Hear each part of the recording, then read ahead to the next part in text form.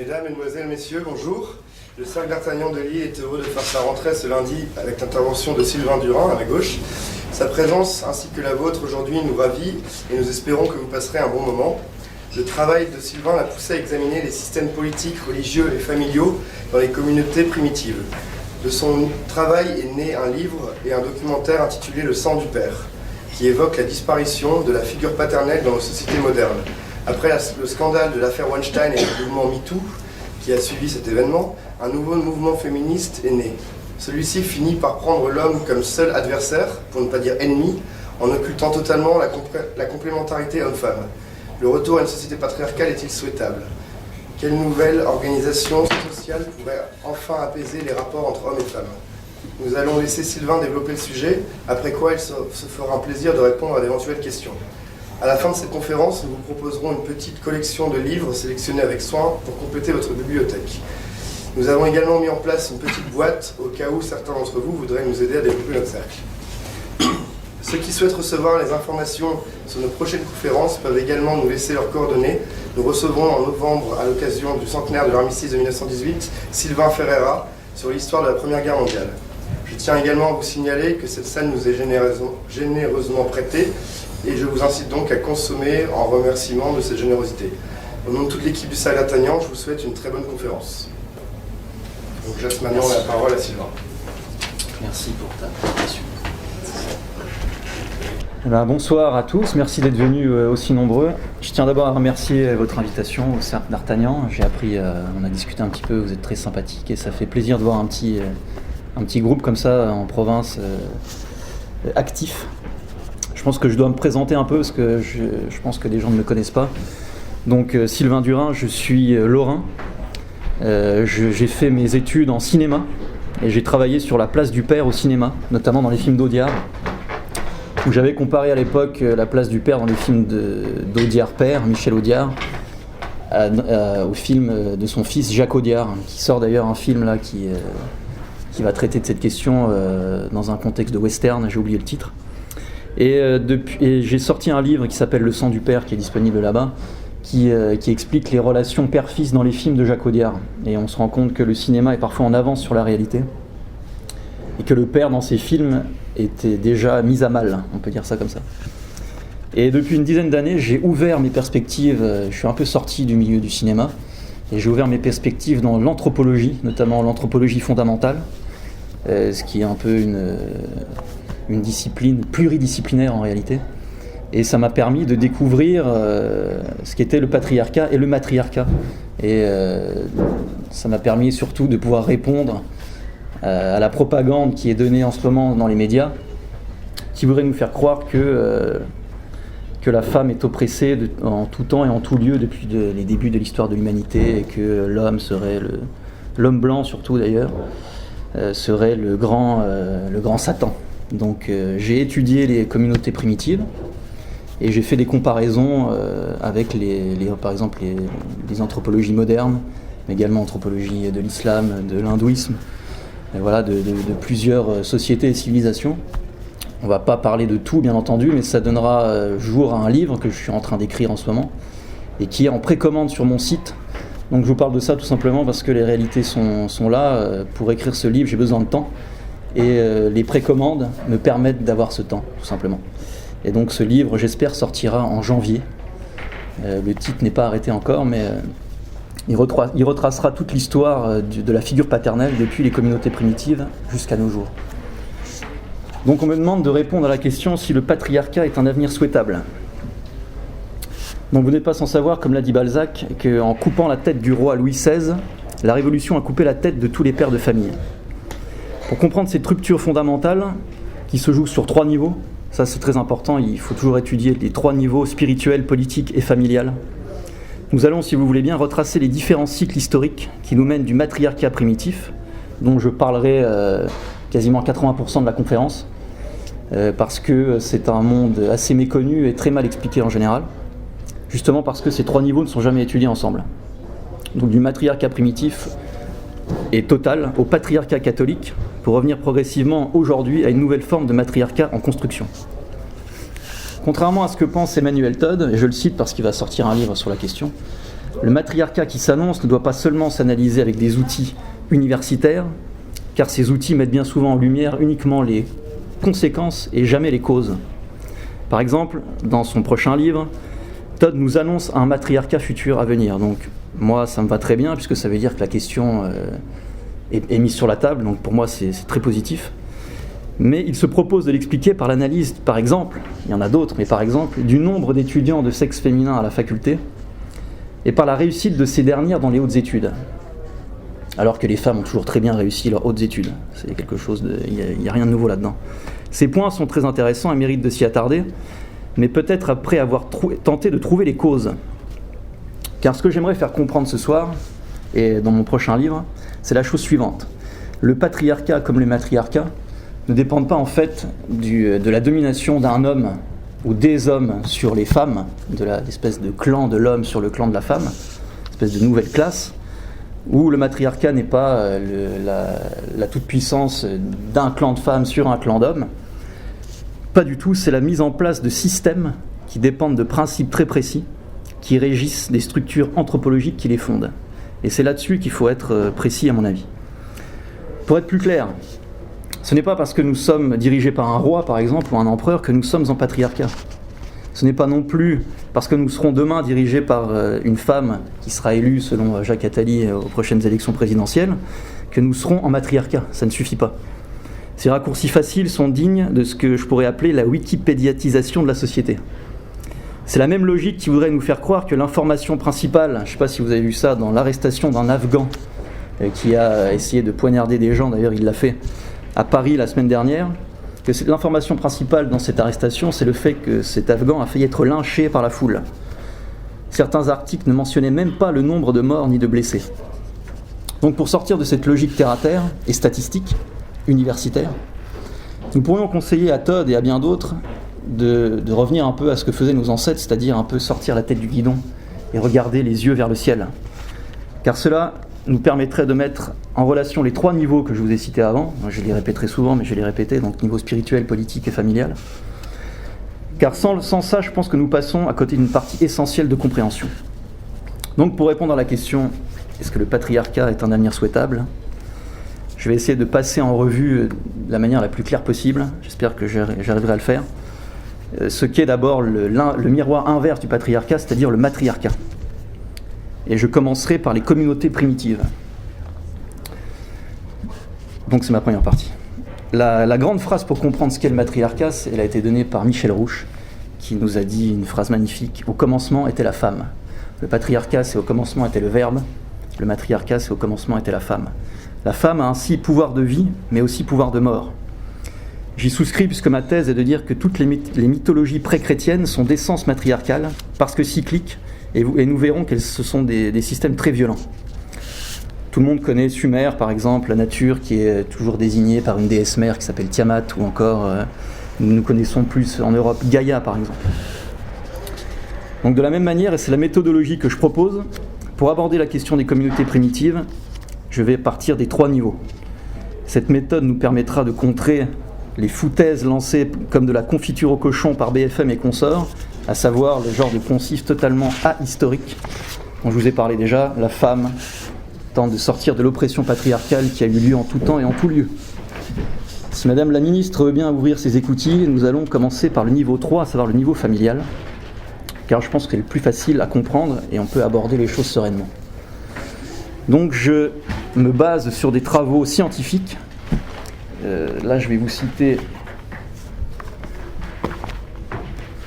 un livre de Malinowski, qui est un anthropologue que j'ai découvert grâce à René Girard. Je ne sais pas si on voit sur la caméra le livre, mais il étudie la paternité dans la psychologie primitive. Donc on va voir que l'homme était vraiment tout puissant et très très violent.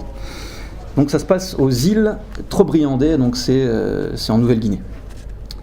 Alors les îles Trobriand, donc nous trouvons une société matrilinéaire où la descendance, la parenté et toutes les relations sociales sont considérées uniquement à partir de la mère, où les femmes détiennent une part considérable dans la vie tribale, où elles occupent une position clé au cours de certaines activités économiques, cérémonielles et magiques. Donc la parenté vient des femmes, tout ce qui est social, économique, cérémonielle et magique, ce qui a une part très importante dans les communautés primitives, c'est bien entendu tout ce qui est magie, les oracles, les sacrifices, etc. On va y revenir de toute manière. Ceci influence tout aussi profondément la vie érotique que l'institution du mariage. Il y a une idée qui revient très souvent dans cette communauté, c'est que c'est exclusivement la mère qui donne corps à l'enfant, tandis que l'homme ne contribue en aucune façon à son existence. C'est-à-dire que, selon cette communauté, disons que cette communauté n'avait pas conscience du rôle physiologique de l'homme dans la procréation. Donc l'homme était un être qui était là par hasard, et la femme était une déesse, et elle était directement enfantée par les dieux. Donc les opinions se rapportant au processus de la procréation entretenues par ces autochtones, auxquelles s'adjoignent certaines croyances mythologiques et animistes, affirment sans aucun doute ni restriction dans leur pensée, et là je cite, que l'enfant est de la même substance que celle de sa mère, et qu'entre le père et lui, donc le père biologique, n'existe nul lien physiologique. La contribution maternelle au nouvel être à naître, qui est un fait si évident et clairement exprimé par les autochtones de la manière suivante. La mère nourrit l'enfant dans son corps, ensuite lorsqu'il sort, elle le nourrit de son lait. La mère et l'enfant à partir de la chair. Frères et sœurs sont de la même chair parce qu'ils ont la même mère. Ça, c'est des expressions que Malinowski a entendues très très souvent lorsqu'il a été sur place. Donc cette attitude établit la base des rôles de réciprocité dans les relations de descendance, par exemple, d'héritage, de rang social, mais aussi dans la transmission du rang de chef. Le chef est toujours... La transmission du rôle se fait toujours par le côté maternel, jamais paternel. Des fonctions héréditaires et de la magie. En fait, chaque rôle social transmis est en relation avec la parenté, et dans tous les cas, la position sociale passe par le lignage maternel. Ça, c'est très important. Donc, du fait que les autochtones se sont dotés d'une institution de mariage parfaitement établie, tout en étant parfaitement ignorants de la part de l'homme dans la procréation de l'enfant, le père, entre guillemets, parce que ça ne peut pas être le père biologique, a pour les Trobriandais une définition purement sociale. Donc l'homme est en fait marié à une femme qui a des enfants, mais ça ne peut pas être le père biologique. Donc il est l'homme marié à la mère, qui vit dans la même maison qu'elle, et qui prend affaire au ménage. Un homme, dans toutes les discussions sur les relations sociales, est décrit avec précision par les autochtones comme un, je cite, un tomacava, c'est-à-dire un étranger. Le père, dans ses relations sociales, est toujours vu comme un autre, comme un tiers. C'est même parfois quelque chose qu'on essaie d'éviter. Dans une conversation, Malinowski raconte que cette expression sera souvent utilisée par les autochtones, qui voudront, par exemple, argumenter sur quelques points d'héritage, ou essayer de justifier quelques lignes de comportement dans une dispute où la position du père devra être rabaissée, car elle l'est toujours rabaissée. Alors il faut bien comprendre que le mot père, tel que nous l'entendons, il n'existe pas dans cette communauté, puisque le père biologique n'a aucune place. Ils utilisent le mot tama, T-A-M-A, et on pourrait plus l'expliquer comme une sorte de relation, en fait. Le tama, ça pourrait se traduire comme la relation tama, c'est-à-dire la relation à un homme. Le tama, c'est celui qui va avoir une relation privilégiée avec l'enfant. Donc c'est jamais le père biologique. Il va servir de modèle, bien entendu, à l'enfant, de modèle masculin. Donc de la même manière qu'aujourd'hui, ce n'est pas le masculin en tant que tel qui est visé, c'est le masculin sublimé par la fonction de père. C'est la virilité bien comprise contenue dans la paternité. Bien qu'en système matriarcal, dans ce système matriarcal, le mariage est patrilocal. C'est-à-dire que la femme va vivre dans le village de son mari, qui n'est donc pas le père biologique, je le rappelle, et dans la maison de son mari. Mais très vite, l'enfant comprend que, je cite, ce qui relève du prestige lui vient de sa mère et le sépare de son père. Dès lors va apparaître une figure primordiale qui prend énormément de place aujourd'hui, notamment dans tout ce qui est couple de GPA ou PMA, c'est l'oncle maternel. C'est lui qui va donner à l'enfant cette figure masculine dont on parlait, mais qui va en même temps le couper de l'incarnation paternelle charnelle. Il y a dans cette figure qui s'appelle le kadaga, la dichotomie entre le chez-soi et le tiers, c'est-à-dire que l'enfant se sent chez soi dans le village de sa mère dans lequel il n'a pas grandi, et se sent un tiers, un étranger dans le village de son père alors qu'il en vient. On a donc deux points importants, c'est un déracinement et une absence d'incarnation. Je pense que ça vous rappelle une certaine forme de modernité. Donc ce dont nous venons de parler met en avant un point à ne pas manquer dans les principes qui régissent un système matriarcal, c'est le principe de la famille communautaire. Et là, je rends hommage à Emmanuel Todd parce qu'il a expliqué dans son dernier livre que la famille communautaire n'était pas une famille patriarcale, alors que c'est quelque chose qui était encore beaucoup trop dit avant lui. Donc cette famille communautaire tarit les relations entre parents et enfants, et plus particulièrement entre père et enfant, puisque le cocon maternel y trouve une excroissance quasiment infinie. Le rôle du père, qui est de sortir le petit du nous de la fusion mère-enfant, est mis à mal. Tout ça amène à un autre principe très important, c'est celui de l'indifférenciation. Donc là, ceux qui suivent un peu mes travaux reconnaissent tout de suite l'influence de René Girard. Donc je risque de me répéter si vous m'avez déjà écouté dans une autre intervention. Donc le règne primitif est le règne de l'indifférenciation, donc au sens girardien du terme. C'est-à-dire que dans une communauté ou une société donnée, l'indifférenciation généralisée mène au conflit et à la violence. Par exemple, dans un monde, et je ne vise aucun monde, où l'homme est indifférencié à la femme, par exemple, où l'enfant est totalement indifférencié aux parents, où le citoyen est indifférencié à l'étranger, où l'homme est totalement indifférencié à Dieu, nous entrons dans ce que René Girard appelle une crise sacrificielle, celle qui peut mener au conflit du tous contre tous. Vous savez, c'est ce qui a donné le fameux « l'homme est un loup pour l'homme ». Puis pour sortir de l'impasse et s'extraire du tous contre tous, sinon la communauté disparaît, on va tenter de passer au tous contre un. Donc c'est la grande théorie de René Girard du bouc émissaire. Le bouc émissaire est tué, la violence peut alors s'échapper du groupe, et le bouc émissaire est ensuite divinisé. Il est divinisé parce qu'il a rétabli l'ordre, tout simplement. Donc du chaos naît l'ordre, c'est le fameux ordo ab chaos qui est très connu.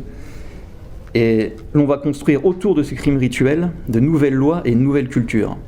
Ainsi, la communauté et la culture ne naissent pas d'un contrat social, mais d'un sacrifice. On pourrait dire, pour trouver une formule, que le sang qui coule coagule, et nous coagule aussi en tant que communauté. Le monde matriarcal a donc une vision cyclique de l'histoire, du désordre naît le nouvel ordre, et ainsi de suite, comme le montrent les cycles naturels. La nature est souvent déifiée dans les mondes matriarcaux. Donc j'ai quelques exemples, si vous voulez bien, pour illustrer tout ça, et ils sont donnés par Lévi-Strauss tout simplement dans le Totémisme aujourd'hui, dans lequel il relate les mythes des Tikopia. Donc c'est un peuple de Malaisie, peuplé de Polynésiens. Si quelqu'un peut m'expliquer ça, vous m'écrivez un petit mail, ça m'intéresse. Donc je vous cite ça tout de suite. Donc c'est Lévi-Strauss. Donc les Tikopia ont un mythe assez simple, je vous rassure, c'est pas très long. Donc les 5 clans primitifs remontent à 6 êtres surnaturels anthropomorphes, sortis de l'océan pour se mêler aux hommes. Donc là, vous avez une première indifférenciation qui est entre les dieux et les hommes. On en a parlé juste avant. L'un d'eux avait les yeux bandés et n'osait pas regarder les Indiens, bien qu'il parût en avoir grande envie. Incapable de se contrôler, il souleva enfin son voile, et son regard tomba sur un homme qui mourut instantanément, comme foudroyé. Car, en dépit des dispositions amicales du visiteur, son regard était trop fort. Ses compagnons l'obligèrent donc à retourner au fond des mers. Vous avez le processus du bouc émissaire. Les 5 autres restèrent parmi les Indiens et leur procurèrent beaucoup de bénédictions. Vous avez la proposition de la nouvelle culture. Le bouc émissaire a été désigné. Il y a eu une différenciation homme-dieu. Le bouc émissaire est désigné. On le tue, donc là on le remet au fond des mers. Et grâce à ça, les 5 qui restent peuvent faire partie de la communauté et apporter des bénédictions. Ils sont à l'origine des grands clans ou totems. Je peux vous citer également un peu plus loin la suite de ce mythe. Je vais essayer d'aller vite. Alors, il y a très longtemps, les dieux ne se distinguaient pas des hommes, indifférenciation, et les dieux étaient sur la terre les représentants directs des clans. Donc les dieux ont créé les clans. Or, il advint qu'un dieu étranger, Tikaro, rendit visite à Tikopia, et les dieux du pays lui préparèrent un splendide festin. Mais auparavant, ils organisèrent des épreuves de force et de vitesse pour se mesurer avec leur hôte. En pleine course, celui-ci feignit de trébucher et déclara qu'il s'était blessé. Mais alors qu'il affectait de boiter, donc là, pour ceux qui connaissent un peu René Girard, le bouc émissaire est souvent quelqu'un qui boite. On sait ou quelqu'un qui a une infirmité quelconque. On sait que Oedipe, par exemple, boitait.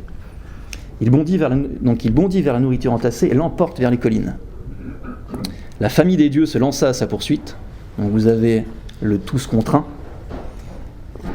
Et là, à sa poursuite, cette fois, Tikaro tomba pour de bon, de sorte que les dieux claniques purent lui reprendre l'une une noix de coco, l'autre un taro, le troisième un fruit d'arbre à pain et le dernier une igname. Donc vous avez une culture différente pour les clans, grâce à cette expulsion du bouc émissaire. Tikaro réussit à gagner le ciel avec la masse du festin, mais les 4 aliments végétaux avaient été sauvés pour les hommes. Donc on voit que les mythes sont en rapport avec le monde, concret. Voilà. Alors nous retrouvons ce phénomène quasiment partout, notamment dans le monde grec, mais j'en parlerai pas aujourd'hui. J'en ai parlé un peu avec Oedipe. Ou alors je vous renvoie au mythe des déesses de Trézène, pour ceux qui sont curieux. Donc revenons un peu aux communautés primitives. Il faut savoir que dès leur plus jeune âge, les membres de ces communautés sont baignés dans les eaux troubles de l'indifférenciation. Ils ont souvent, par exemple, vous savez, c'est assez connu, un totem animal. Et souvent, le nouveau-né est associé à un animal quelconque et il a, selon eux, les mêmes pouvoirs que cet animal. Là, on a la chance d'avoir une autobiographie d'un chef indien qui s'appelle Hopi, Soleil Hopi, qui nous raconte qu'il était assimilé, indifférencié, avec une antilope. Donc souvent dans sa vie, on lui disait « Ah mais tu te comportes comme l'antilope, ton totem, etc. » Donc il y a une indifférenciation entre homme, animal, Dieu, puisque derrière l'animal, il y a un Dieu. En psychanalyse, même si la psychanalyse n'a pas compris le rôle du bouc émissaire, elle a quand même mis une chose en avant.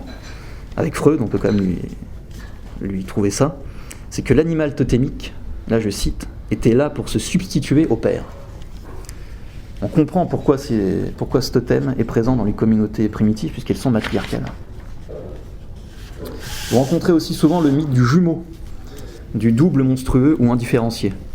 C'est ainsi qu'on disait de notre cher ami, dont je n'ai pas noté le nom, mais Tala Yesva, qu'il était un jumeau fondu en un. Il y a énormément dans les mythes matriarcaux, il y a énormément cette chose-là, parce qu'en fait, elle indifférencie 2 êtres. Et cette indifférenciation des 2 êtres va créer le cycle matriarcal qui donnera plus tard ce dont j'ai parlé, l'indifférenciation, le bouc émissaire et la nouvelle culture. On peut aussi revoir ça en psychiatrie, puisque le double monstrueux, c'est une notion qui a été mise en avant par George Batson pour expliquer la schizophrénie. C'est-à-dire qu'il expliquait qu'à l'intérieur d'un être, il se créait ce double monstrueux, et que finalement la crise mimétique se faisait à l'intérieur même de la tête contre soi-même, mais comme si ce soi-même était un autre. Ça, c'est assez connu pour ceux qui sont dans les milieux hospitaliers. Donc chez nos amis Hopi, les Indiens, le mariage est cette fois matrilocal. Le jeune marié va vivre dans le village de sa femme et sera d'ailleurs quasiment esclave de sa belle famille. On voit à quel point le père a un rôle tyrannique. Quand les mariés ont un enfant, il se pratique ce qu'on appelle un rituel d'apposition du nom. Et comme vous le savez, surtout aujourd'hui, dans le monde d'aujourd'hui, c'est ça de tout temps, mais celui qui nomme, c'est celui qui a le pouvoir. Aujourd'hui, nos adversaires, entre guillemets, ou nos adversaires tout court, nomment les choses, et nous sommes piégés dans des mots qui ne nous appartiennent plus. Et là, on le voit, ceux qui nomment les choses, ceux qui nomment l'être, c'est vraiment ceux qui ont le pouvoir. Comment se passe donc ce rituel ? C'est intéressant de voir qui va nommer l'enfant, et comment il va être nommé. Si le père, par exemple, nommait l'enfant, ma théorie aurait un peu de plomb dans l'aile. Donc c'est notre ami qui raconte lui-même. Donc il explique que son père rituel, puisque encore une fois, dans cette communauté, chaque enfant a plusieurs pères en réalité, puisque le vrai père n'est pas là, donc il y a un père, il y a l'oncle, il y a le père rituel, celui qui va le mener vers les chemins des cérémonies, s'il veut devenir magicien ou autre, enfin il y en a plusieurs. Et donc le père rituel, je le cite, mon père rituel m'emmena dans la maison de sa sœur Solemana, me faire laver la tête de nouveau et recevoir un autre nom. Ça se passe à peu près quand ils ont entre 6 et 8 ans. Elle tint l'épi de mère du maïs, donc mère du maïs, c'est une divinité, c'est une déesse, devant moi et dit, donc sa tante, elle lui parle à lui, mon amour, je te donne maintenant le nom de Tanakmeneva, je prononce pas bien, mais voilà, ce qui signifie les plumes luisantes du coucou. Prends ce nom, lève les yeux vers notre Dieu Soleil, et crie-le très fort à celui qui est ton oncle. La suite n'a pas d'intérêt. Donc là, ça met le point aussi sur une chose intéressante, c'est que ce n'est pas parce qu'une communauté adore le Dieu Soleil que c'est une communauté patriarcale. Ça n'a strictement rien à voir. Là, on voit deux choses dont on a parlé. La déesse, la mère du maïs, la tante, et va crier ce nom vers celui qui est ton oncle. Le père est totalement absent du rituel d'apposition du nom. Alors il y a aussi une chose intéressante que je vous propose, que j'ai trouvé ça récemment. Il n'y a rien d'exceptionnel, mais c'est intéressant. Dans les interdits du mariage, comme nous l'ont appris Lévi-Strauss et Freud avant lui, le tabou de l'inceste est un préalable, je cite, est un préalable à toute construction de société humaine. Or, dans ces communautés matriarcales, on se rend compte que ce tabou est parfois détourné. Je vais donner un seul exemple. Dans un monde sans père, comme on vient de voir, on peut pratiquer une forme d'exogamie locale, ce qui empêche les mariages entre membres d'un même village. Sans creuser, on pourrait se dire, voilà, il n'y a aucun problème. Et quand on creuse un peu, on se rend compte d'une chose, c'est que les villages alentours sont peuplés par les frères et les sœurs de la parenté principale. Par exemple, le mâle A va épouser une femme du clan B. Attention, écoutez bien, le mâle A va épouser une femme du clan B, qui n'est autre que la fille du frère de sa mère ou la sœur de son père. Est-ce que c'est clair ou pas du tout ? Je répète, le mâle A va épouser une femme du clan B, là-dessus on est bon, et en fait ça peut très bien être la fille du frère de sa mère ou la sœur de son père. Donc l'exogamie locale n'est pas pratiquée pour empêcher je ne sais quel tabou primordial, mais pour s'assurer des alliances politiques en vue des guerres à venir, et Dieu sait qu'elles sont nombreuses, nous allons y revenir. On sait par exemple depuis quelque temps que chez les Trobriandais, la distance génétique, attention ça va être compliqué aussi, la distance génétique entre un homme et la fille de la sœur de son père, vous suivez, c'est bon, et entre un homme et la fille de la sœur de sa mère, vous suivez plus ? Si ? Eh bien en fait c'est le même. Si vous voulez je répète, la distance génétique entre un homme et la fille de la sœur de son père et entre un homme et la fille de la sœur de sa mère, c'est le même. Donc l'interdit contre les relations sexuelles congénitales ne repose pas du tout sur des préoccupations strictement biologiques. Il semblait important de le rappeler dans un monde matriarcal, comment ça marche. Donc là, on a un peu parlé du niveau 1, niveau familial. C'est vraiment une esquisse parce qu'il y aurait énormément de choses à dire. Donc je vais passer au niveau 2 qui est le système politique. Alors les rituels et les sacrifices sont au cœur du système politique des communautés primitives. Évidemment, quand je dis système politique, on est d'accord, il n'y a pas d'État, il n'y a pas de ministre, etc. C'est pour les bienfaits de la conférence pour être compréhensible. Donc ce système se situe entre oracle, magie, sacrifice humain ou animal. Le niveau politique se mêle totalement avec le niveau spirituel, comme aujourd'hui d'ailleurs, bien qu'on nous dise le contraire. Donc voyons un peu dans le détail. Le chef du village, donc qui vient toujours de la lignée maternelle, jamais de la lignée paternelle de l'ancien chef, est à la fois chef politique mais aussi maître de cérémonie. Il y a donc une indifférenciation entre le pouvoir temporel et le pouvoir spirituel. Les indifférenciations, comme nous l'avons vu, font des communautés primitives des lieux de conflit et de guerre, comme le montre Pierre Clastre dans un tout petit livre que je vous conseille qui s'appelle Archéologie de la violence, où il explique que l'occupation favorite des primitifs est, au-delà de la chasse, la guerre avec d'autres communautés. Donc les rituels sont là avant tout pour tempérer cette violence à l'intérieur du groupe, pour tout simplement que cette communauté puisse survivre, tout simplement. Nanana. Voilà. Donc pour tempérer la violence à l'intérieur du groupe, en attendant le sacrifice ou l'oracle qui propulsera la violence vers l'extérieur. Et entre cet oracle et la violence, il y a souvent la figure du héros qui apparaît, vous savez.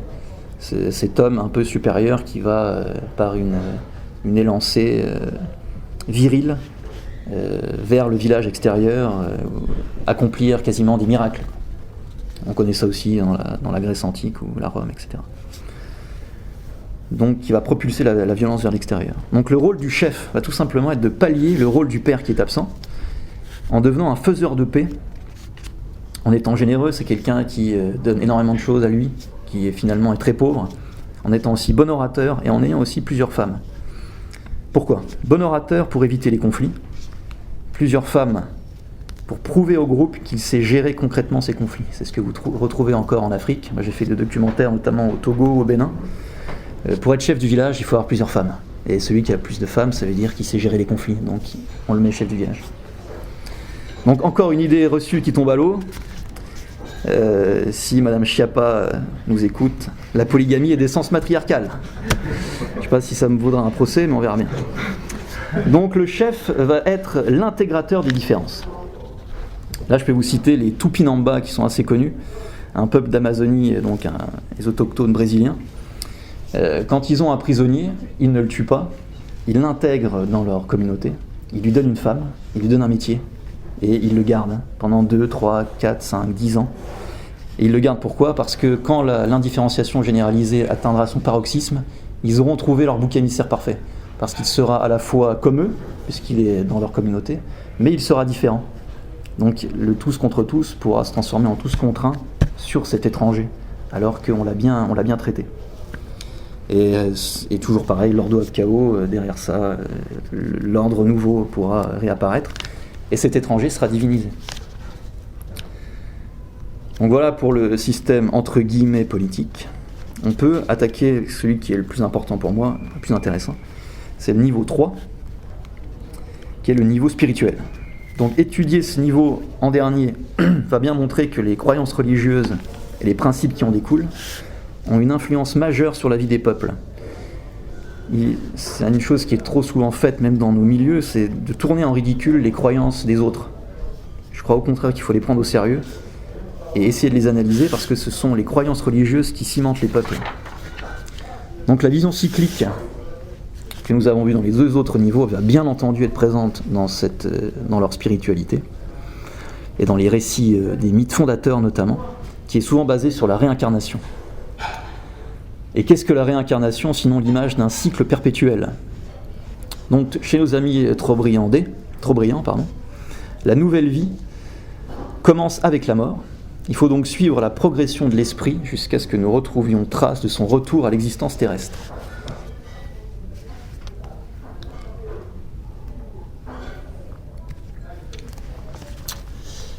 Alors je cite le livre toujours de Malinowski. Donc là on va suivre le parcours de l'esprit, de l'âme. Donc après la mort, l'esprit va à Touma. Donc c'est une île qui existe vraiment en plus. C'est-à-dire qu'il pensait que l'île qu'il pouvait voir au loin, c'était l'île sur laquelle les esprits pouvaient séjourner. Donc après la mort, l'esprit va à Touma, l'île de la mort, où il subit une existence très agréable. À chaque fois que l'esprit vieillit, un processus de rajeunissement va alors se mettre en place et va symboliser le pouvoir désirable de regagner une jeunesse qui jadis a égayé l'humanité entière. À un moment où, dans leur mythologie, ils pensaient que nos ancêtres vivaient encore sous terre et n'avaient pas émergé à la surface.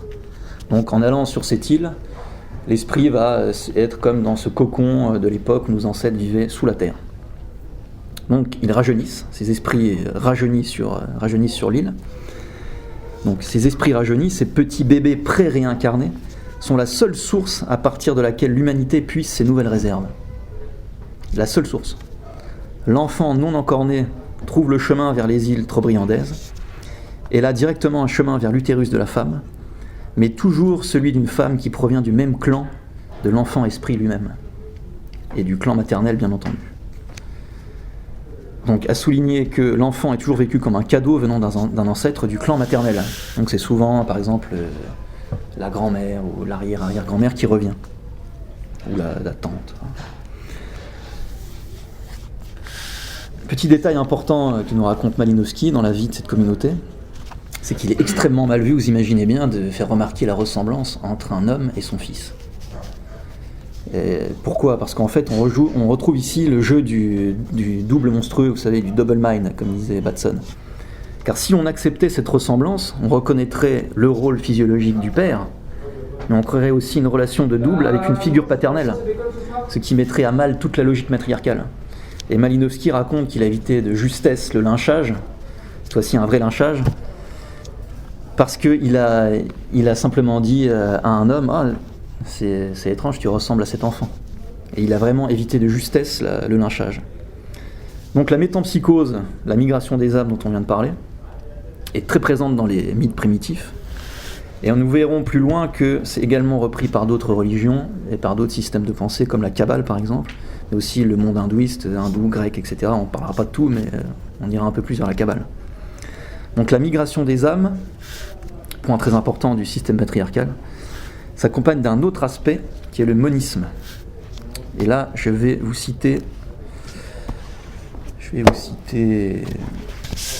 ce livre de Pierre Clastres, qui est un auteur que j'adore, parce qu'il il a été sur le terrain, et c'est assez énorme ce qui nous ramène comme information. Et là, nous sommes chez les Guaranis, donc des Indiens, qui nous expliquent tout simplement leur mythe fondateur également. Vous allez voir que c'est assez intéressant. Donc là, je cite tout simplement comme si je citais leur Bible, quoi. Donc notre Père, le dernier, notre Père, le premier, indifférenciation, fait que son propre corps surgisse de la nuit originaire. Donc c'est son propre corps qui surgit. Je dis ça pour tout à l'heure avec la Kabbale. La divine plante des pieds, le petit siège rond, au cœur de la nuit originaire, il les déploie se déployant lui-même. C'est-à-dire que leur Dieu crée le monde à partir de lui-même en se déployant.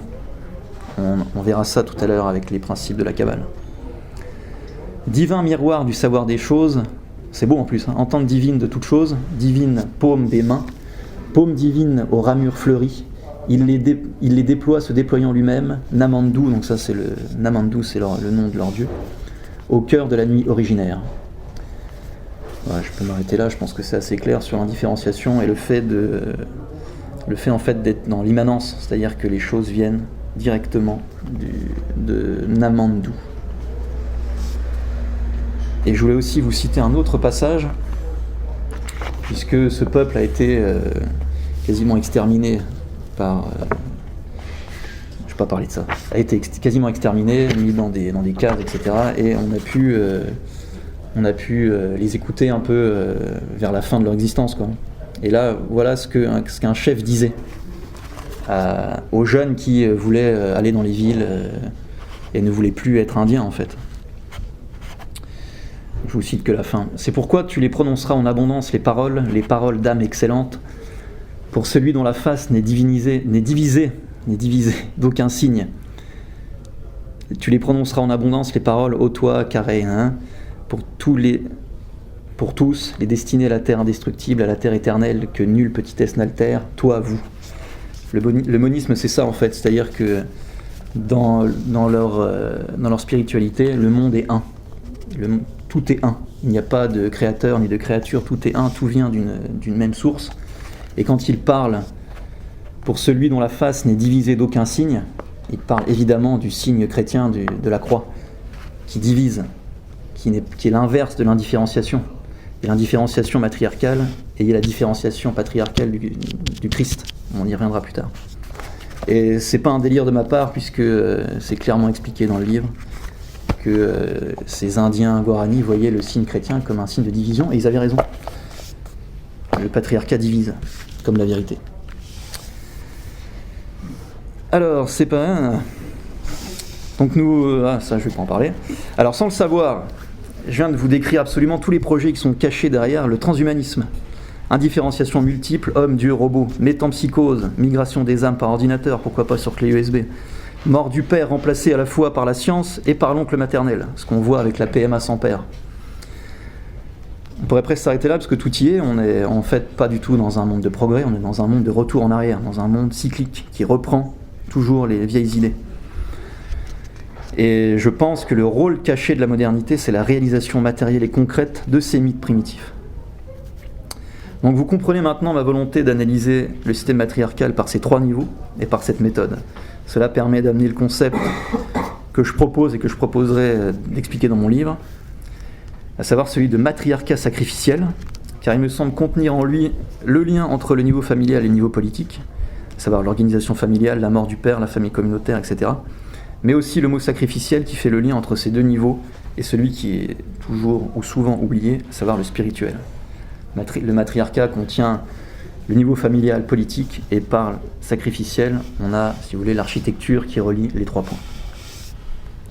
Et c'est le monde chrétien qui constitue le parfait modèle opposé à ce concept. J'en profite pour boire un petit coup.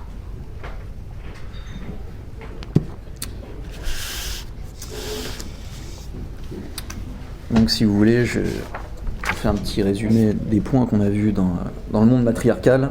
Donc il y a la souveraineté du pouvoir aux femmes, car elles sont déifiées.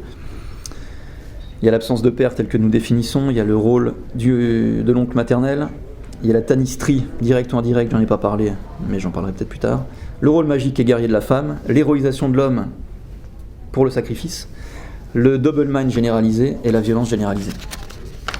Donc voyons un peu ce que nous propose le camp d'en face. Donc la deuxième partie, le monde chrétien. Donc la France chrétienne, et plus précisément catholique, va incarner à la perfection, selon moi, la proposition anthropologique du patriarcat total. Pourquoi total ? Tout simplement parce que on va analyser les trois niveaux et on va voir ce que ça donne. Donc avant cela, j'aimerais quand même faire un petit détour par l'Europe pré-chrétienne, notamment les mythologies celtiques et germaniques, qui ont créé une figure qui nous intéresse, c'est la figure du roi prêtre. Donc Henri Marou rappelle le cas du prêtre Némi, qui ne pouvait être roi que si on l'assassinait. Celui-là même qui devenait roi devait alors être assassiné pour lui trouver son successeur. On reconnaît le principe du sacrifice. Malgré son nom de roi prêtre, indifférenciation entre temporel et spirituel, donc malgré ce nom de roi prêtre, le régime est d'essence matriarcale. Ce mot ne signifie donc pas seulement être dirigé par une femme, je l'ai déjà expliqué, mais surtout être dirigé par un principe. Et nous allons voir comment ce système se rapproche dangereusement du monde primitif. Marou qualifiait ces actes de crimes rituels, et il les qualifiait d'étranges. En réalité, je pense qu'il n'y a rien d'étrange, car le matriarcat demande l'acte sacrificiel par nature. Il demande une victime émissaire pour recommencer un nouveau cycle. Ce roi prêtre, qui a une origine indo-européenne païenne, est traversé par un rapport étroit, presque incestueux, entre pouvoir et violence, entre pouvoir et mort. Marcelin nous apporte un éclairage sur l'origine du concept. Il nous montre, je cite, que le prêtre est déposé mort, mot fort de signification, si les victoires ne sont pas au rendez-vous. Ça peut aussi être si les récoltes sont mauvaises ou si il y a des problèmes de fertilité, de régénérescence des générations, etc. Le prêtre, le roi prêtre, le chef est toujours déposé. L'étymologie va nous éclairer, et vous m'excuserez pour les prononciations, comme souvent sur l'essence matriarcale dont nous parlons depuis tout à l'heure. Par exemple, les Goths appelaient leur roi Kindin. Le terme Ken a donné König. Nous reconnaissons le futur king, qui veut dire roi. Ça a donné aussi les prénoms Guenière, etc. Qui vient de Kuna et en grec Genes ou Genaïs, qui signifie femme. Ça, c'est très important parce que ça montre que le roi pré-chrétien n'est en réalité que l'époux d'une déesse mère toute puissante, rassemblant à la fois le pouvoir de vie et le pouvoir de mort. Par exemple, en Irlande, on a intronisé les rois par un mariage à une déesse, ce qui lui permet, comme le dit Michel Rouge, d'épouser la souveraineté. À la souveraineté du pouvoir, elle vient d'une femme, d'une déesse. C'est ainsi, par exemple, que la déesse Moeb, ou Moeb, est l'épouse de plus de 9 rois irlandais. Ainsi, lorsqu'on veut destituer un roi pour X raison, on n'y va pas par 4 chemins, on lui tranche la tête, on ne fait pas des tweets, on lui tranche la tête sur une pierre sacrificielle pour redonner, ça c'est très important ce mouvement, pour redonner la souveraineté à la déesse, puis par l'élection, puisque le roi a été élu, on la fait redescendre vers le prochain roi. De là, du désordre naît l'ordre. C'est toujours la même histoire. Donc nous sommes encore ici dans le projet de l'ordo ab chaos. Quelques exemples. En 869, un roi irlandais, héros pillard de son peuple, est haché en petits morceaux et livré aux ennemis normands, où la dépouille est jetée à la mer. Un autre a le dos brisé sur une pierre de sacrifice et offert, comme très souvent à Odin, par les Vikings. C'est en fait un rituel de fertilité, par le processus de transfert de souveraineté dont je vous ai parlé. Regarde un peu, j'en suis à déjà beaucoup trop. Hop. Alors c'est intéressant de voir que le nord de l'Europe ne devient véritablement chrétienne qu'à partir du XIIe siècle, donc tout ce qui se passe avant est très intéressant puisqu'il y a une... disons que les païens et les chrétiens sont en contact. Et malgré ça, la figure du roi prêtre ne disparaît pas. Et à mon avis, pour une cause principale, c'est l'hérésie qui gagne à cette époque avec l'arianisme. Vous savez, du théologien alexandrin du IVe siècle, je crois, Arius, donc avec un I, ça n'a rien à voir avec les nazis, et dont le point central était de dire que Dieu le Père et Jésus sont différents, indifférenciation. La pensée de l'arianisme affirme que si Dieu est divin, son Fils lui est d'abord humain, mais un homme un peu supérieur. Alors s'il n'y a pas d'incarnation, il ne peut pas y avoir de patriarcat, c'est impossible. C'est ce qu'on a vu juste avant. Si Jésus n'est qu'un homme supérieur, un peu comme chez les Rose-Croix, je vous invite à lire le livre d'Alain Pascal sur les Rose-Croix, qui est absolument magnifique. Si donc Jésus est un homme supérieur, le patriarcat est impossible. Le cycle est toujours en revanche possible et la violence fondatrice également. Donc cette idéologie va mener à des erreurs assez révélatrices. Il y a des choses assez drôles, par exemple Toulga, qui est renversé par un autre roi qui s'appelait Kindevint. Il avait compris lui que pour devenir roi il fallait tuer, et puis qu'un jour il serait tué pour qu'on prenne sa place. Donc il a décidé de tuer en fait tous ceux qui pouvaient prendre sa place. Donc il a tué 700 nobles, quand même, et pour éviter l'ordo ab chao, en fait. Mais il n'a pas vu que lui aussi rentrait dans le projet. Enfin, mon dernier exemple, avec Childéric II, dernier roi mérovingien qui faisait l'unité totale du royaume des Francs en 675. C'est assez connu, il est chassé comme un cerf dans la forêt de Bondy, poursuivi par des chiens, puis égorgé, sa femme enceinte également. On peut toujours voir leur tombeau à Saint-Germain, je vous le conseille, c'est assez beau. Et... je ne sais pas si vous connaissez Michel Rousse, dont je parle depuis tout à l'heure, mais il se demande comment ça a été possible, ce passage du roi prêtre au roi chrétien. Et bien en fait, c'est le passage du matriarcat au patriarcat. Et effectivement, ça va prendre énormément de temps. Et je pense que la première pierre posée vers le patriarcat a été faite par le pape Étienne II, qui décide de sacrer Pépin, mais il va aussi sacrer toute sa famille, ce qui évite le combat clanique contre cette victime émissaire prochaine. On pourrait donc dater de 742 la date de la fin de la sacralisation païenne et de la disparition du roi prêtre, puisque désormais le pouvoir temporel et religieux sont séparés. C'est la fin d'une indifférenciation. Cela crée la légitimité et la victoire ne donne plus le pouvoir, seul Dieu peut le faire. De l'immanence violente, nous passons à la transcendance pacifique. Et ça coïncide à peu près, puisqu'à partir de 792, plus aucune tentative d'assassinat contre le roi n'est à noter dans le royaume de France, jusqu'au XVe siècle. C'est la première fois où l'assassin ne peut pas devenir roi. Donc, si vous voulez bien, on passe maintenant... Enfin, on continue sur le monde chrétien. Enfin, on arrive au monde chrétien, quoi. Je vais me concentrer sur la France. Donc, avec notre ami Clovis. Donc, en naissant d'un baptême, la France va marquer la première marque de construction patriarcale. Elle va détourner le processus cyclique habituel de l'ordo ab chao sacrificiel et va proposer une nouvelle anthropologie, celle du patriarcat catholique. Celle-ci va se fonder dès le départ sur l'alliance très importante entre Saint-Rémy et Clovis, ce qui va éviter un écueil du matriarcat, puisque désormais, encore une fois, le pouvoir politique est séparé du pouvoir religieux. En séparant les pouvoirs, le roi va trouver à ses côtés un contre-pouvoir moral et au-dessus de lui un dieu qu'il doit représenter. Il n'est plus l'époux d'une déesse, mais devient le lieutenant du Christ, celui qui tient la place du vrai roi de France, qui est le Christ. Nous passons de l'indifférenciation à l'incarnation, et plus précisément à l'incarnation de Dieu le Père. De là en découle effectivement le niveau 1, qui est le niveau familial, de manière très logique. Le père de famille peut incarner l'autorité au sein de la famille, puisqu'il descend symboliquement du roi, qui lui-même représente Dieu. La mère de famille peut incarner elle aussi l'amour, et je ne parle pas de l'amour bêta, je parle de l'amour qui oblige. Donc la mère de famille peut incarner elle aussi l'amour en descendance et en mimétisme symbolique direct avec la Sainte Vierge. Et c'est la naissance de la famille nucléaire. Le fonctionnement matriarcal est vaincu puisque la famille communautaire n'existe plus. Enfin, elle existe toujours concrètement, mais je parle d'une proposition anthropologique. Cela est possible car le christianisme n'a pas une vision moniste comme nous l'avons vu chez les communautés primitives, mais une philosophie dualiste. Il y a un créateur et une humanité créée. Le dualisme empêche l'indifférenciation généralisée, justement car il divise, comme nous l'avons vu. Tout le monde connaît ce célèbre passage de la Bible où le Christ dit qu'il n'est pas venu pour apporter la paix, mais l'épée. Alors, je vous propose de vous citer tout le passage qui est juste là. On va voir l'indifférence entre l'indifférenciation et la séparation.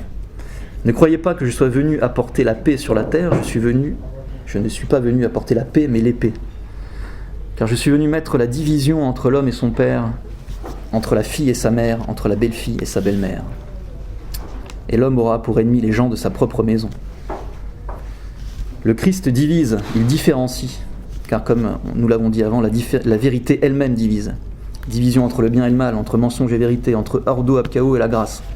Nous pourrons développer davantage, mais j'aimerais passer à une autre figure très importante qui prouve que ce n'est pas parce qu'on est en patriarchie, comme disent les féministes, que c'est forcément les hommes qui dirigent. Car pour moi, le plus beau personnage qui incarne ce système, c'est une jeune fille d'à peine majeure qui vient de chez moi, de Lorraine, et qui, bien entendu, s'appelle Jeanne d'Arc. Cet exemple est parfait car il permet d'éliminer l'idée fausse, je ne vais pas me répéter. Ici, une jeune paysanne va remettre les choses à l'endroit. Alors certes, Jeanne d'Arc a un rôle politique très intéressant, elle boute les Anglais hors de France, il n'y a pas de problème. Mais ceci n'est à mon avis que le prétexte guerrier à une mission divine beaucoup plus importante qui est symbolisée par la triple donation. À l'époque de ces faits, la France vit une crise mimétique, elle est en crise sacrificielle comme nous l'avons vu avant. La confusion la plus grande règne en France où il y a, entre guillemets, de grandes pitiés. Et Dieu se manifeste à notre nation. Il y a débauche, immoralité, trahison des clercs, des élites intellectuelles de l'Université de Paris. Il y a tellement de choses. La France qui est vendue par le traité de Troyes, le descendant qui est traité de bâtard par sa propre mère, etc., etc. Tout semble annoncer la fin de la fille aînée de l'Église. Puis il y a la triple donation.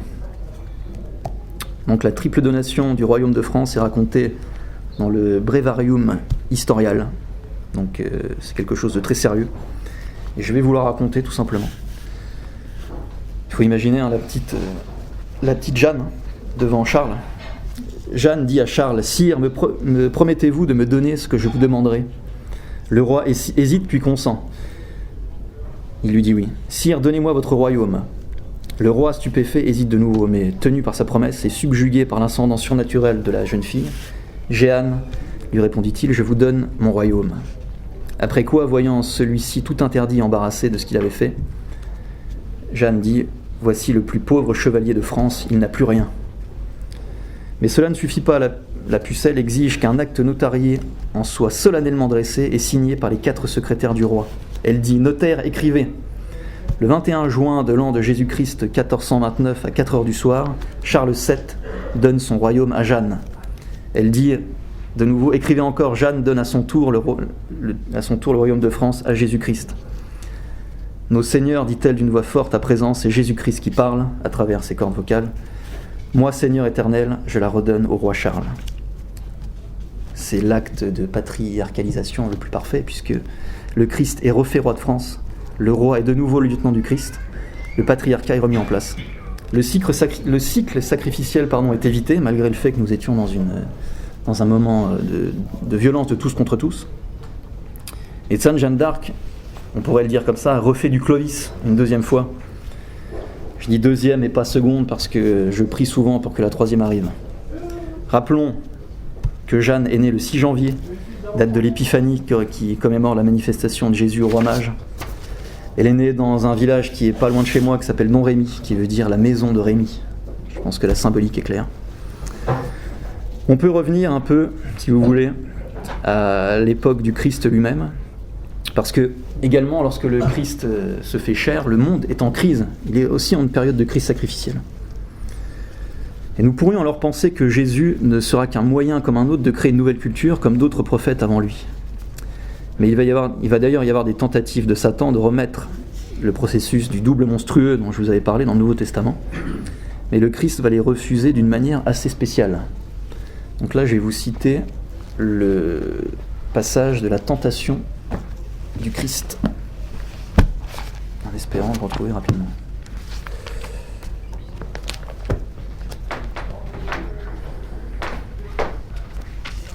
Voilà. Donc c'est Matthieu. Alors Jésus fut conduit par l'Esprit au désert pour être tenté par le diable. Après avoir jeûné 40 jours et 40 nuits, il finit par avoir faim. Le tentateur s'approcha de lui et lui dit « Si tu es le Fils de Dieu, ordonne à ces pierres de devenir des pains. » Mais il répliqua « Il est écrit, ce n'est pas seulement de pain que l'homme vivra, mais de toute parole sortant de la bouche de Dieu. » Là, il refuse la première tentative de mise à égalité, de double monstrueux avec Satan. S'il lui répond frontalement, le cycle peut commencer.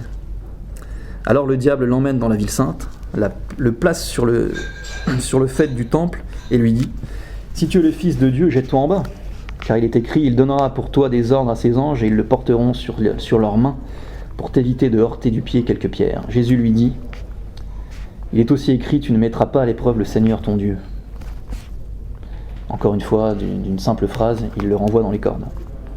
Le diable l'emmène encore sur une très haute montagne. Il lui montre tous les royaumes du monde avec leur gloire et lui dit « Tout cela je te le donnerai si tu te prosternes et m'adores. » Alors Jésus lui dit « Retire-toi Satan, car il est écrit « Le Seigneur ton Dieu tu adoreras et c'est à lui seul que tu rendras un culte. » Alors le diable le laisse. Et voici que les anges s'approchèrent et ils le servaient. Là on a un exemple parfait de refus du cycle mimétique.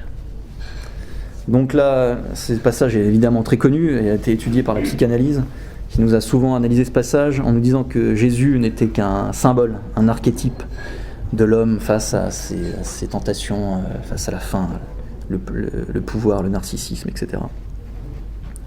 Narcisse d'ailleurs, qui n'est qu'un exemple parmi tant d'autres de double monstrueux, puisqu'il se noie par le cycle qu'il crée face à son propre miroir. Donc, j'ai une autre analyse, je me permets de vous la proposer.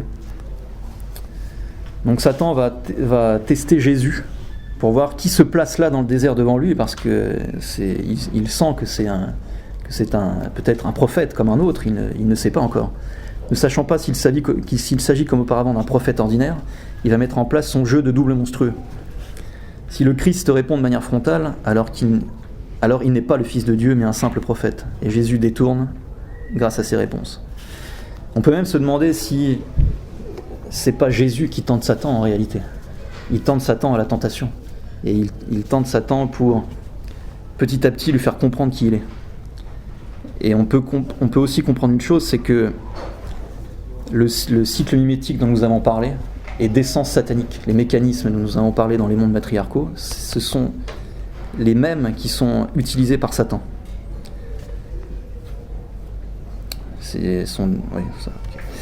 Donc le Christ ne subit pas de sacrifice rituel. Il se sacrifie lui-même et contrairement à ce qu'a cru Satan jusqu'au bout, ne va pas proposer une nouvelle civilisation, mais va racheter les péchés du monde, dévoiler ce mécanisme satanique de l'ordo ab chaos et donner au monde la possibilité de ne plus commettre les erreurs des mondes matriarcaux d'antan. L'humanité aujourd'hui ne peut plus dire « Pardonne-nous, nous ne savons pas ce que nous faisons », car le Christ a révélé ses méthodes. Il va ainsi rendre possible la figure du roi, non plus, comme on l'a dit, époux d'une déesse, mais lieutenant du Christ. Je vais essayer d'accélérer un peu, et je vais vous parler... donc là, on a vu le monde matriarcal total, on va dire, et le monde patriarcal, on va dire total. Et je vais vous proposer de voir un peu ce que nous raconte la religion juive. Donc il y a deux judaïsmes, comme vous le savez sans doute, il y a le judaïsme pré-chrétien et post-chrétien. Je voulais vous redire des choses dans l'Ancien Testament, mais je vais passer directement à la Kabbale, parce que ça fait déjà 1 heure. On peut tout d'abord commencer par le niveau 1, niveau familial. On sait que, oui, c'est vrai que dans l'Ancien Testament, ce sont des familles nucléaires qui sont mises en scène. Il y a souvent les familles nucléaires. Mais on sait que la famille juive n'est pas une famille nucléaire, c'est une famille communautaire. On devient juif par la mère, par le sang de la mère. Et la mère a une place très très importante dans cette famille, donc ce n'est pas une famille patriarcale. Le niveau politique, très rapidement, ça ne sert à rien de s'éterniser. Je vous laisse voir ce qui se passe en Israël. Il n'y a pas de représentant de Dieu le Père, il n'y a pas d'incarnation, il n'y a pas de grâce, il n'y a pas tout ça. Le dernier niveau est intéressant. Et je vais passer directement à la Kabbale. Sachant que dans la Genèse, il y a énormément d'exemples d'indifférenciation. Si vous voulez, je vous dis quand même le mode d'emploi de l'Ancien Testament dans différents passages. Vous pouvez quasiment y aller au hasard. Il y a tout d'abord la dissolution conflictuelle, c'est-à-dire l'effacement des différences et des hiérarchies qui composent toute la communauté, donc indifférenciation. Il y a le tous contraint de la violence collective. Tous les prophètes sont mis à mort dans l'Ancien Testament. Et il y a toujours l'élaboration d'interdits et de rituels après ces meurtres. Par exemple, le mythe de Caïn et Abel. Les Caïnites naissent après le meurtre. On sait aussi Romulus, et Rome est fondée après le meurtre. Voilà. Donc on va s'attarder plutôt sur la Kabbale, puisque c'est le judaïsme qui nous intéresse le plus, puisqu'il est post-chrétien. Et il correspond pour moi au matriarcat sacrificiel parce qu'il s'est construit contre le modèle du patriarcat catholique. Donc il ne pouvait qu'épouser les principes du matriarcat sacrificiel. Donc là, je vous lis un spécialiste qui est Gershom Scholem. Donc c'est encore une fois pas inventé. Et qui nous parle, je ne pourrais pas tout expliquer, mais disons qu'il nous parle de la création, de la création du monde, quoi. Alors, les trois premières séphirotes restent cachées et n'activent pas le monde hors d'elles-mêmes, ou du moins pas de monde que nous puissions identifier comme tel. À partir de la Séphira Bina, qui est aussi appelée la mère du monde, donc cette séphira est la plus importante et c'est la mère du monde. Les 7 séphirotes qui émergent et sont perceptibles sont émanées. Donc ça nous renvoie à l'émanation, à l'immanence des communautés primitives. Chacune de ces séphirotes a un rôle particulier dans un cycle création. Nous avons le cycle. Chacun de ces cycles cosmiques, lié à une des séphirotes, est appelé Shemitah ou année sabbatique, une expression tirée du Deutéronome 15, et a une vie active de 6000 ans. Et dans le 7e millénium, qui est la période de Shemitah, le Shabbat du cycle, les forces séphirotiques cessent de fonctionner et le monde retourne au chaos. Je sais que c'est compliqué, il y a beaucoup de mots, mais ce qui est important, c'est ça, c'est le monde retourne au chaos. Et un sacrifice va permettre le nouvel ordre d'arriver, le nouveau cycle d'arriver. En conséquence, le monde est renouvelé par la puissance de la séphira suivante et activé pour un nouveau cycle. Donc j'avais plein d'autres choses, mais vous avez, je pense, le principal qui est expliqué là. On parle aussi, souvent Pierre Hillard parle notamment des golems. Je me suis un peu penché sur ce cas. Et golem signifie en hébreu embryon, informe et inachevé. Moi, ça m'a tout de suite fait penser à cet étranger dans les communautés des Tupinamba qui est mis dans la société, mais qui est lui aussi informe.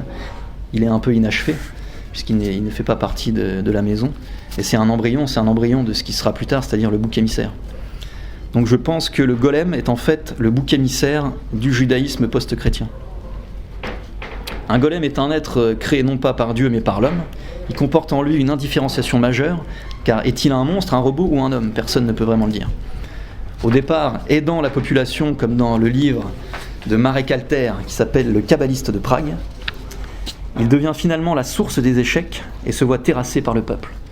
Donc dans ce livre de Marek Alter, les méchants chrétiens attaquent un village juif et le golem est créé par le grand rabbin, etc. Et il permet de repousser les assauts chrétiens. Et ensuite, quand le golem n'y arrive plus, eh bien, la communauté juive va tuer le golem. Et de ce meurtre va être créée une autre culture, une autre civilisation avec de nouvelles lois, etc. Et donc le tous contre tous devient le tous contre un. Il est le bouc émissaire parfait, car il est à la fois chez nous, puisque le golem vit à l'intérieur de la communauté, mais il est différent. Donc c'est parfait. Je vais aller très vite sur le monde actuel, puisque vous avez des yeux comme moi pour le voir. Mais nous vivons aujourd'hui une période de crise sacrificielle. Et nous sommes, à mon avis, proches d'une indifférenciation généralisée. On peut en citer quelques-unes, notamment chez les véganes, il y a une indifférenciation entre l'homme et l'animal, avec l'antispécisme notamment. Il y a une indifférenciation dans l'éducation. L'étudiant n'est plus un élève, il ne doit plus s'élever au rang de professeur, il a lui aussi une connaissance qu'il faut aller creuser, piocher, etc. Ceux qui bossent dans le milieu connaissent.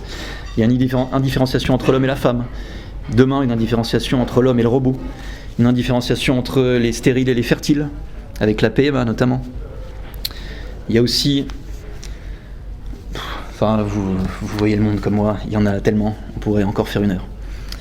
Et on peut voir qu'il y a aussi plusieurs sacrifices rituels qui sont en cours actuellement, notamment ceux que nous avons vécus par Daesh, qui sont pour moi des sacrifices rituels, qui mettent petit à petit le nouveau cycle en place et qui tentent de manière assez pernicieuse de nous proposer une nouvelle culture.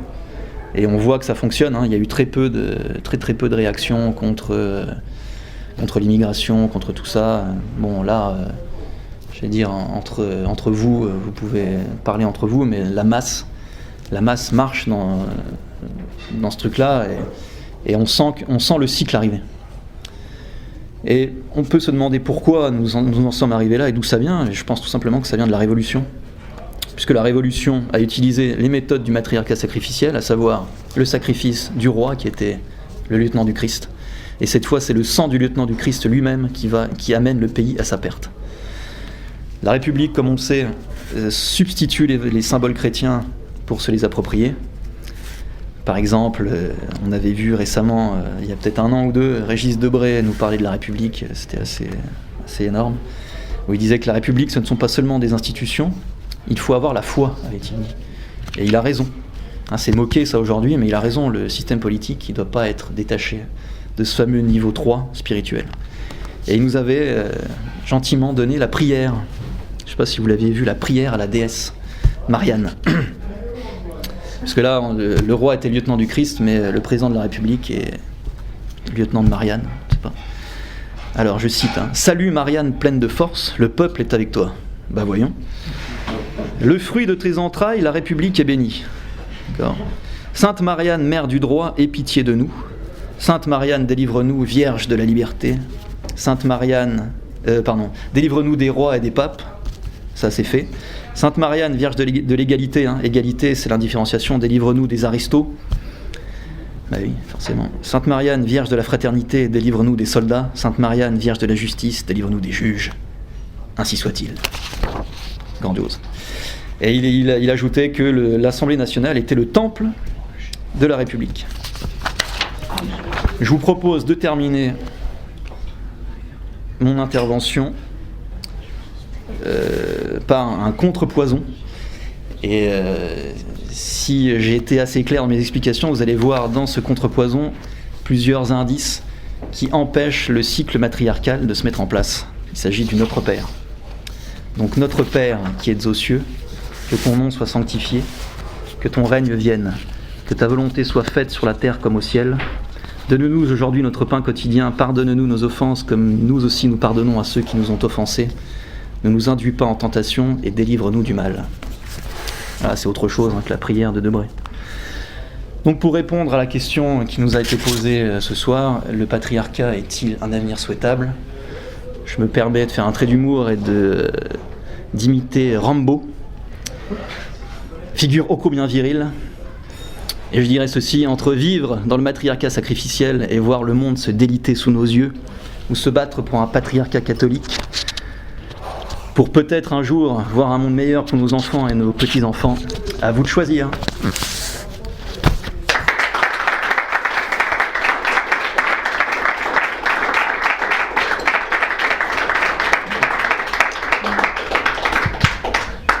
J'ai toujours voulu citer Rambo, non.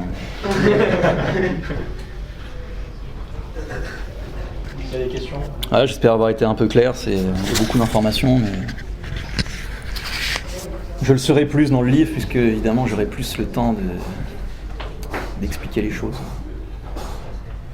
Dans ce que vous avez lu et étudié, la chrétienté est le seul roman du patriarcat, ou il y en a d'autres que vous pouvez retrouver à droite? Il y a des indices un peu dans d'autres systèmes, mais à l'heure actuelle, dans mes recherches, j'en ai pas trouvé qui correspondent à ces fameux 3 niveaux.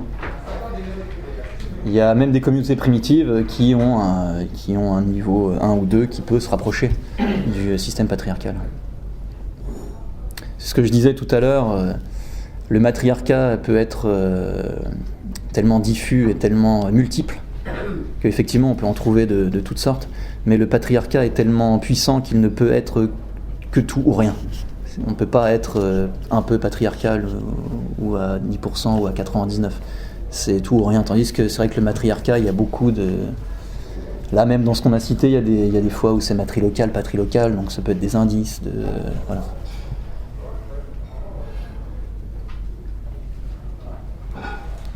D'abord, bravo. Merci. Et ne pensez-vous pas que la monarchie soit le meilleur régime, ou en tout cas le garant du modèle patriarcal ? Moi je me considère comme royaliste, mais c'est facile aujourd'hui d'être royaliste puisqu'on n'est pas à l'avant-lendemain, avant-lendemain de la victoire, donc c'est facile à dire. Mais ça suffit pas. Vous n'êtes pas très loin de la Belgique. En Belgique il y a un roi, pourtant on n'est pas du tout en système patriarcal. Donc ça ne suffit pas, non. Mais ça peut être un bon début, hein, effectivement. Moi personnellement je suis royaliste, donc... Vous êtes plusieurs, c'est ça ? D'habitude, on se fout de moi quand je dis ça. Pourquoi vous opposez l'Ancien Testament avec le Nouveau Testament ? Dans le sens où c'est censé être la continuité. Donc pourquoi opposer finalement le patriarcat du Christ et le matriarcat de l'Ancienne Alliance ? Alors là, c'est vrai que j'ai été très rapide, je ne les oppose pas. Je dis simplement que dans l'Ancien Testament, il y a des indices des deux. Il y a des indices du matriarcat sacrificiel et il y a des indices exceptionnels sur l'arrivée du Christ, effectivement. Mais comme il y a 3 niveaux, je suis obligé de me rendre compte que le système familial qui est proposé ne correspond pas, et que le système politique non plus. Mais effectivement, je n'oppose pas à 100% les deux. Mais je pense qu'il y a les deux dans l'Ancien Testament, à certains endroits. La Genèse, par exemple, c'est assez exceptionnel. Au niveau indifférenciation, nouvelle culture, sacrifice, tout est là, hein. Tout est présent. Et dans le livre, encore une fois, ce sera beaucoup plus nuancé et expliqué. Je l'espère. Est-ce que le couple présidentiel vous inspire en ce moment et est-ce que vous avez des analyses sur ce que ça dit du système actuel politique français? J'aime pas trop parler de politique actuelle, mais non, mais c'est vrai que l'élection de Macron, dans ma grille de lecture, c'est parfait parce que c'est le fils qui est élu, donc c'est parfait, quoi. Il n'y a rien à faire de plus, quoi. J'aurais pu le rêver, quoi, pour montrer le fait qu'on soit dans un matriarcat, mais, effectivement. Mais je crois que c'est Léon Bloy qui disait que les élections, c'était le père qui demande la vie à ses enfants. On n'est pas du tout dans du patriarcat. Sinon, j'ai rien d'autre à dire sur le couple qui m'intéresse vraiment pas spécifiquement.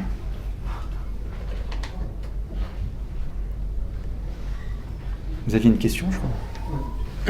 Pour rebondir sur l'Ancien Testament, vous avez parlé de famille nucléaire au niveau de la communauté juive. Je voudrais savoir en quoi est-ce qu'elle est matriarcale, puisque quand on lit l'Ancien Testament, tous les personnages forts sont des hommes. Ouais. Si on parle même dans le Nouveau Testament, l'évangile selon saint Matthieu commence par la généalogie de Jésus. Oui, c'est vrai. Une généalogie principalement masculine. Donc en quoi est-ce que c'est matriarcal? D'ailleurs, hormis le fait qu'on acquiert la judéité entre guillemets par la mère. Oui, tout à fait. D'ailleurs, c'est intéressant puisque c'est totalement au début du Nouveau Testament, le fait de faire cette généalogie par le père, ça met à mal totalement le matriarcat d'antan. Exact. Mais ce qu'il y a de matriarcal dans l'Ancien Testament, encore une fois, comme j'ai essayé de l'expliquer, c'est pas parce qu'un homme a du pouvoir qu'on est en patriarcat. Que fait cet homme? Quel principe il utilise est-ce qu'il y a des sacrifices? Est-ce que la famille est vraiment communautaire ou est-ce qu'elle est vraiment nucléaire? Et on sait que le monde, historiquement, à cette époque, n'était pas de famille nucléaire. On le sait, ça. Donc il y a des indices de patriarcat dans l'Ancien Testament que je ne renie absolument pas, puisqu'il y a des indices d'annonciation, si vous voulez, mais il n'y a pas eu l'incarnation. Tant qu'il n'y a pas cette incarnation, on ne peut pas être en patriarcat total par rapport à ces 3 niveaux. Après, on peut discuter sur certains passages au niveau politique ou certains passages au niveau familial sans aucun problème. Vraiment pas. Je ne sais pas si j'ai répondu à votre question ou... en partie. Si vous voulez, vous pouvez la préciser un peu. Je vais essayer de répondre. C'est que, pour rester sur l'Ancien Testament, Dieu parle à Noé, à Abraham. Mais il demande de faire quoi ? Il demande de faire des sacrifices. Exactement. Ça, c'est d'essence matriarcale. Le principal, c'est pas, si vous voulez, qui se parle, c'est ce qu'ils se disent. C'est le lien qui est entre les deux. Et le fait de rajouter sacrificiel à matriarcat, c'est ce qui permet de comprendre ça, justement. On pourrait se dire, effectivement, au début, quand j'ai commencé à mes recherches, ça me paraissait assez logique que le judaïsme soit du patriarcat, puisque effectivement, il n'y a que des prophètes hommes. C'est un monde très guerrier, très viril, très... voilà, ce qui sont, de notre point de vue moderne, des indices de patriarcat, de virilité. Mais en fait, non. Parce qu'il faut toujours prendre en compte les 3 niveaux. Pareil, j'avais une question où on me disait, dans ce cas-là, dès que le Christ arrive, on est en patriarcat. Non, pas du tout. Ça suffit pas. Le régime politique, il n'est pas mis en place. Et les familles ne sont pas des familles nucléaires. La tanistrie est toujours présente, par exemple. La tanistrie, j'en ai parlé ou pas de la tanistrie, je sais plus. La tanistrie, c'est un système anthropologique qui veut que... Alors il y a la directe et l'indirecte, qui veut que dans une famille, admettons composée de 10 enfants, l'héritage soit donné de manière égale à tous, ou l'indirect donné au second. Le premier n'a rien. Ça c'est très symbolique au niveau différence matriarcat-patriarcat, puisque le patriarcat c'est le premier à tout, pour caricaturer, et les autres se partagent les restes. Donc ça c'est des indices encore à prendre en compte. Mais encore une fois, on ne peut pas juste se contenter d'indices, il faut réussir à faire rentrer ces indices dans un système, quoi. J'espère avoir été plus clair dans ma réponse. Oui, par rapport à ça, dans ce cas-là, ça contredit le sacrifice d'Abel et Caïn. Abel, c'est l'aîné, qui a eu les faveurs de Dieu. Donc, mais dans ce système, finalement, qui revient sur Si vous voulez, ce qui est important, c'est qu'il y ait eu le sacrifice. Ce sacrifice est là, et derrière, il y a une communauté qui est créée sur le sang qui coule. Comme on disait tout à l'heure, le sang qui coule coagule et nous coagule. Ça, c'est un des principes fondamentaux du matriarcat sacrificiel. Et je dis matriarcat sacrificiel, n'est pas que matriarcat, parce que le matriarcat a une définition aujourd'hui. Moi, j'essaie d'amener ce concept sur la table du matriarcat sacrificiel. Et effectivement, si on oublie le sacrificiel, ça passe sans aucun problème. les sacrifices de Jésus. Il y avait une nouvelle communauté qui est née de ce sacrifice. Mais le sacrifice du Christ, comme l'explique René Girard, il n'est pas là pour donner une nouvelle culture, ni une nouvelle civilisation, ni un nouveau cycle surtout. Parce que dès qu'un nouveau cycle naît, il est amené à disparaître. La première chose que fait le sang du Christ ne crée pas ça, il crée la rémission des péchés. Vous êtes dans une vision en ligne droite, et non plus dans une vision en... L'Ancien Testament crée déjà ça. Pour amener, regardez bien ce que deviennent les Kaïanites après, pour amener la fin, etc., etc. Et c'est ce que nous avons vécu avec la Révolution française. La ligne droite est terminée, et nous rentrons dans un nouveau cycle. Et perpétuellement, nous aurons des... Il y avait des cycles très rapides au début, les républiques, etc., beaucoup de violence. Et là, nous sommes dans des cycles un peu plus longs, mais qui vont être très très violents. Très très violents. Pour en revenir à l'introduction de la conférence, comment vous envisagez les conséquences à moyen terme du féminisme moderne sur les relations hommes-femmes ? C'était vous la question sur Macron ? Non, On s'est mis d'accord pour débattre. Répétez, parce que j'étais ailleurs. Je disais, comment vous voyez les choses par rapport au féminisme moderne ? Quelles seront pour vous les conséquences à moyen terme sur les relations hommes-femmes ? Le féminisme, je crois que tout a été dit sur la question. Ce qui est intéressant, c'est jusqu'où ils vont descendre la figure paternelle. Le féminisme, c'est un outil parmi tant d'autres. Là, je ne sais pas si vous avez vu, il y a une nouvelle réforme au niveau des impôts. Alors, qu'on soit pour ou contre, c'est pas le problème. Mais ce que va permettre cette réforme, c'est de détruire le dernier foyer qui était existant, c'est le foyer fiscal commun entre l'homme et la femme. Puisque la femme pourra se déclarer seul, et l'homme pourra déclarer ses impôts seul. Vous voyez, on en arrive.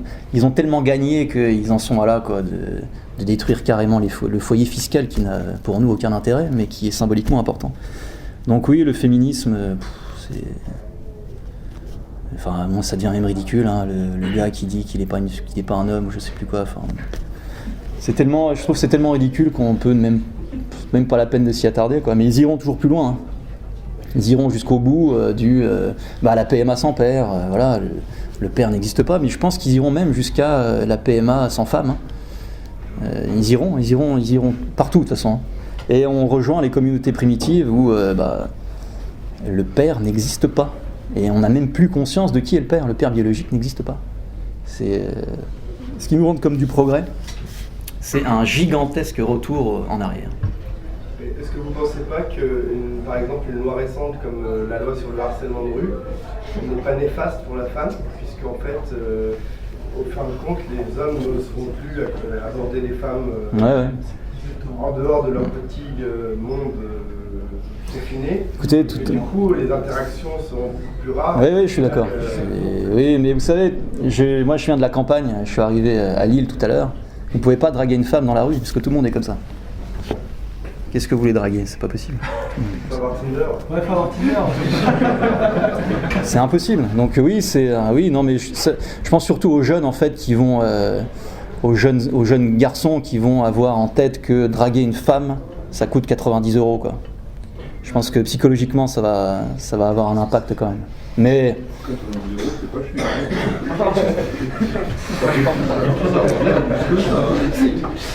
je vois pas trop la police quand même dire. Je sais pas, je vois pas l'acte se faire, quoi. Je vois pas la femme dire parce que ça dépend comment c'est fait en même temps. Si c'est vraiment une agression, je suis pour carrément, quoi. Mais je vois pas la femme dire Monsieur l'agent. Il m'a dit que j'avais des beaux yeux, je sais pas quoi. Enfin, Justement, est-ce que le genre de loi n'est pas contre-productif parce qu'il n'y aura pas forcément Mais médiatiquement, ça compte. Mais par contre, psychologiquement, pour les hommes, pour les jeunes, je pense que ça comptera. Ça leur met un frein conséquent. Pour les jeunes, je pense que ça aura un impact, effectivement. Castrer un pour un terroriste d'un billet. Mais encore une fois, aujourd'hui, les gens, je pense, draguent, oui, effectivement, sur Tinder ou Tinder surprise, je ne sais pas. Donc, effectivement, les gens marchent comme des zombies. Donc, la drague, déjà, chez moi, ça se passe pas comme ça, mais c'est vrai que dans des grandes villes, quand je vais à Paris, je suis halluciné par l'absence de regard, quoi, entre les gens, quoi. Sans parler de drague, hein, de vie, quoi. Une espèce de culture de mort comme ça qui est un peu partout. Et qui est aussi aidée par ce téléphone. Hein. Moi aussi, hein, j'ai un smartphone.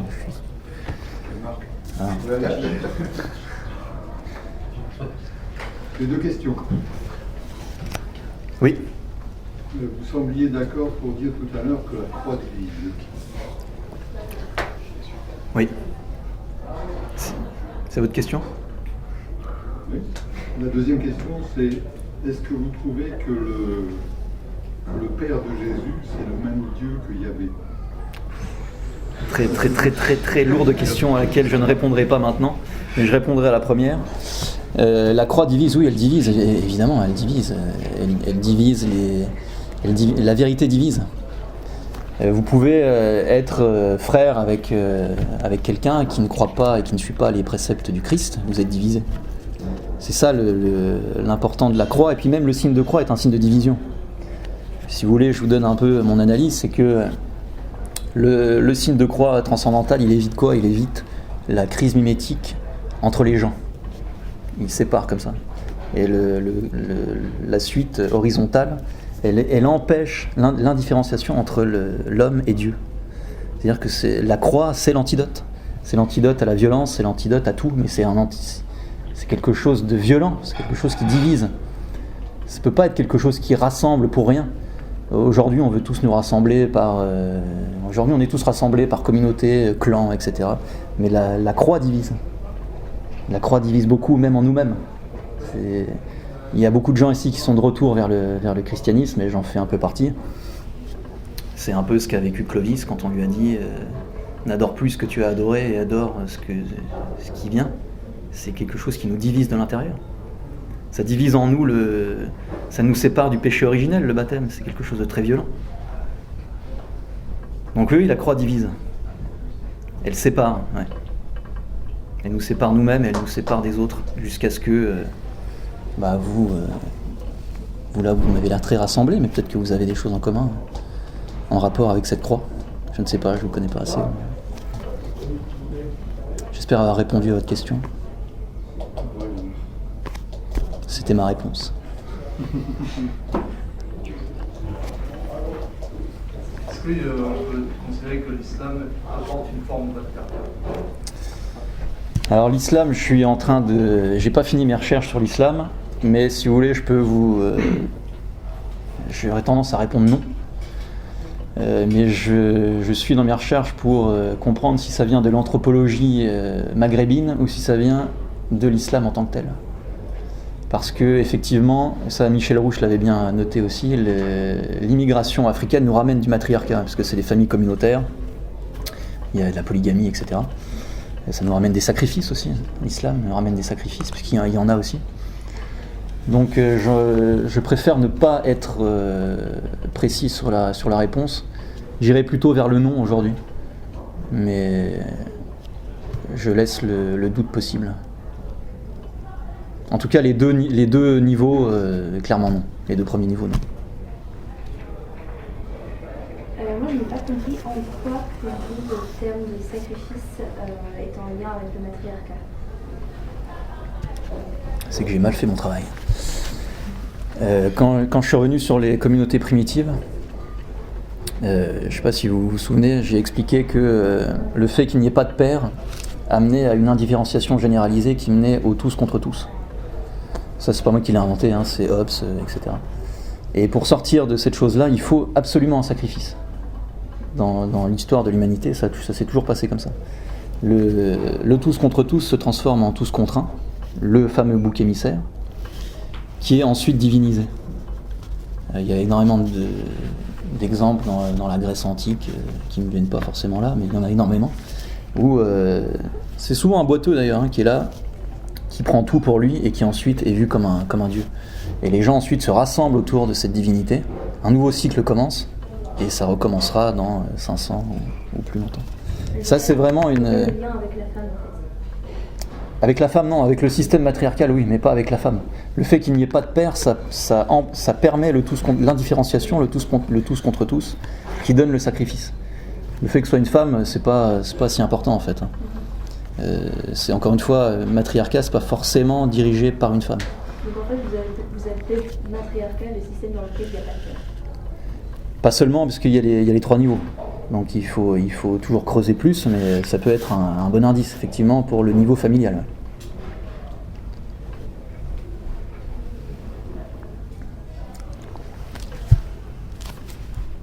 Si c'est fini pour les questions, je pense qu'on peut clore. Oui, puis de toute façon, on va discuter après. Tu parles justement de... En gros, on était avant une société matriarcale, enfin il y avait des sociétés primitives matriarcales, il y avait le patriarcat chrétien. Et maintenant, on tombe à un matriarcat moderne. Est-ce que tu fais une relation, par exemple, aussi avec c'est Zemmour qui en parle, en fait, on passe à la société des nomades. Enfin, on repasse à une société de nomades, parce que maintenant, avec les mouvements migratoires, etc., est-ce que je trouve que ça va dans le même sens ou ça n'a rien à voir? Ouais, je pourrais trouver que c'est assez complémentaire, puisque, dans le nomadisme, il y a cette espèce de déracinement. Aujourd'hui, on a même déraciné chez soi, donc tout le monde est nomade, même si on est né dans un village ou dans une ville. La population a tellement changé qu'on est totalement déraciné culturellement, et je mettrais ça en complément, ouais, sans problème. Et puis en plus, encore une fois, le fait que cette immigration vienne de peuples, le Maghreb, j'ai quand même pas mal étudié, c'est quand même très très matriarcal. La jeune fille, encore maintenant en Tunisie par exemple, une jeune fille, elle est mariée par les tantes à l'homme du village, Malha, dont je vous parlais tout à l'heure. On est encore là-dedans. Donc oui, c'est complémentaire. C'est pas un sujet que j'aborderai dans mon bouquin, mais c'est clairement complémentaire, je pense.